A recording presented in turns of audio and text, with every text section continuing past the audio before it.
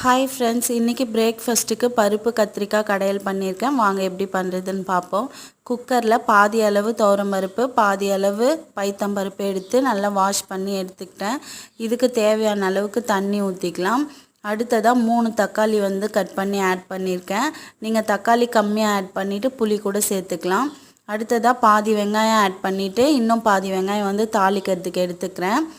அடுத்ததாக 10 பல் பூண்டு ஆட் பண்ணிவிட்டு கத்திரிக்காய் ஆட் பண்ணிக்கலாம். குட்டி குட்டியாக சாப் பண்ணி வச்சுருக்க சேர்த்துட்டு மஞ்சத்தூள், எண்ணெய் சேர்த்துட்டு குக்கரில் ஒரு 5-6 விசில் வச்சு வேக விடணும். நல்லா குழைய வேக விடணும். அடுத்ததாக தாளிப்புக்கு ரெடி பண்ணிக்கிறேன். எண்ணெய் ஹீட் பண்ணிவிட்டு கடுகு சீரகம் தாளிச்சிக்கணும். தாளிச்சிட்டு பெருங்காயத்தூள் சேர்த்துக்கிறேன். பெருங்காயத்தூள் ஆட் பண்ணிக்கிறேன். இது நல்லா பொரிஞ்சதும் 2 பச்சை மிளகாய் கீறி வச்சுருக்கேன். வெங்காயம் ஆட் பண்ணி நல்லா வதக்கி விட்டுக்கணும். கொஞ்சமாக கருவேப்பிலை சேர்த்துக்கிறேன். கல் உப்பு சேர்த்துட்டு வெங்காயம் நல்லா வதக்கினதுக்கப்புறமா மிளகாய்த்தூள் சேர்த்துக்கிறேன். மிளகாய்த்தூள் இல்லைனா நீங்கள் சாம்பார் பொடி கூட சேர்த்துக்கலாம். லைட்டாக எண்ணெயில் வதக்கிட்டு கடைஞ்சி வச்சுருக்க பருப்பு கத்திரிக்காயை சேர்த்துக்கணும்.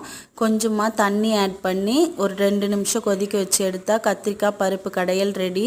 கண்டிப்பாக ட்ரை பண்ணி பாருங்கள் ஃப்ரெண்ட்ஸ். இட்லி தோசைக்கு சூப்பராக